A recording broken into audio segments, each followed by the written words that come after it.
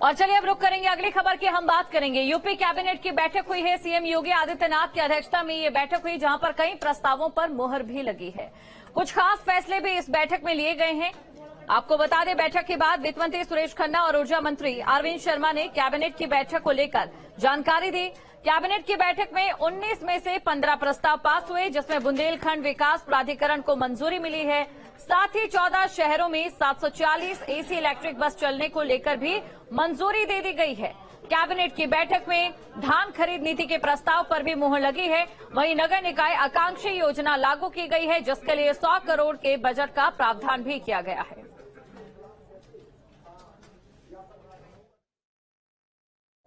बुंदेलखंड औद्योगिक विकास प्राधिकरण के गठन का संबंध में आप सब जानते हैं कि 1976 में नोएडा का गठन हुआ था और उसमें टाउनशिप भी विकसित किए जाने की बात कही गई थी।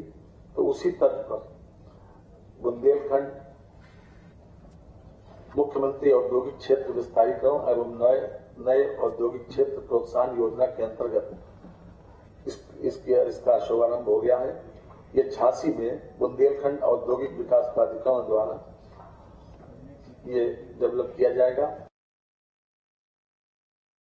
और जो सबसे अंत में जो पायदान पे जो 100 नगर निकाय निकल करके आए, जिनको सबसे कम अंक मिले थे, उन 100 को हम लोगों ने चिन्हित किया है।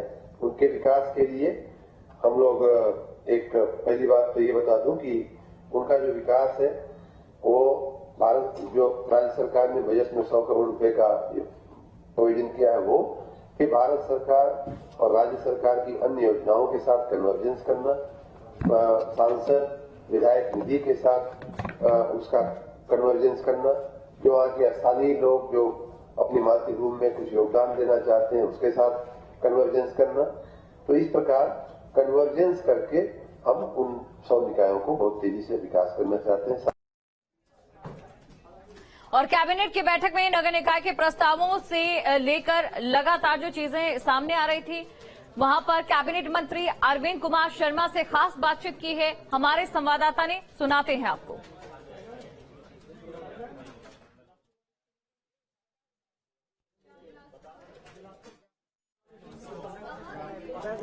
तो आपको बता दें, आज योगी कैबिनेट की बैठक हुई है। काफी खास बैठक रही है और इस बैठक में कई प्रस्तावों पर मुहर भी लगी है। कैबिनेट की बैठक को लेकर जानकारी भी दी गई है। 19 में से 15 प्रस्ताव पास हुए। बुंदेलखंड विकास प्राधिकरण को मंजूरी ली और इसी को लेकर बात की है हमारे संवाददाता शुभम पांडे ने अरविंद कुमार शर्मा से, जो कि कैबिनेट मंत्री हैं।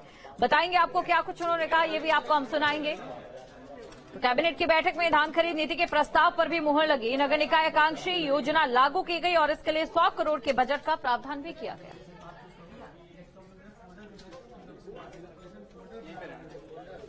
तो काफी खास बैठक रही है, जहां पर कई प्रस्ताव आए थे, जिनमें से जो 15 प्रस्ताव है वो पास हो गए हैं। एक बुंदेलखंड विकास प्राधिकरण को भी मंजूरी मिली। साथ ही 14 शहरों में एसी इलेक्ट्रिक बस चलाने को लेकर भी मंजूरी दी गई। क्या कुछ कहा, सुनाते आपको। हमारे साथ उत्तर प्रदेश की सरकार में मंत्री ए के शर्मा जी हैं। सर, आज क्या प्रमुख प्रस्ताव रहे आज इस बैठक? चल रहा है अंदर कुछ प्रमुख प्रस्ताव। प्रमुख मेरा अपना जो प्रस्ताव था नगर विकास का, उसमें राज्य के 3 नगरों में अयोध्या, फिरोजाबाद, सहारनपुर में बसों के संचालन के लिए एसपीवी स्पेशल पर्पज व्हीकल बनाने का प्रस्ताव था, जिसे माननीय मंत्रिपरिषद ने मंजूरी दिया है। आपकी जानकारी में होगा कि हमारे 14 नगरों में बसों का संचालन हो रहा है और उसमें 13 एसपीवी बनी हुई हैं, कंपनियां बनी हुई हैं जिनके तहत ये संचालन होता है। इन 3 नगरों में ऐसी व्यवस्था नहीं थी, तो हम उन्हें 25 बसें भी दे रहे हैं। उनके संचालन के लिए एसपीवी बनाने का भी प्रस्ताव आज मंत्रिपरिषद ने मंजूर किया। दूसरा प्रस्ताव था कि हमारे जो 762 नगर निकाय हैं, उनमें से विचार ये था कि जिस तरह आकांक्षी जिले चिन्हित किए गए हैं, आकांक्षी ब्लॉक चिन्हित किए गए हैं, उसी तर्ज पे आकांक्षी नगर निकाय भी चिन्हित किए जाएं, जो सबसे बैकवर्ड हैं, सबसे नीचे के पायदान पे हैं विकास के पैरामीटर पे। तो उन्हें चिन्हित करके नीति आयोग के संपर्क में रह करके हम लोगों ने उनके विकास की एक पूरी योजना बनाई है।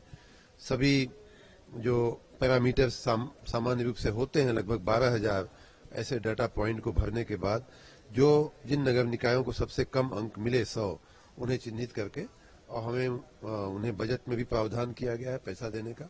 100 करोड़ रुपया हमारे पास उपलब्ध है।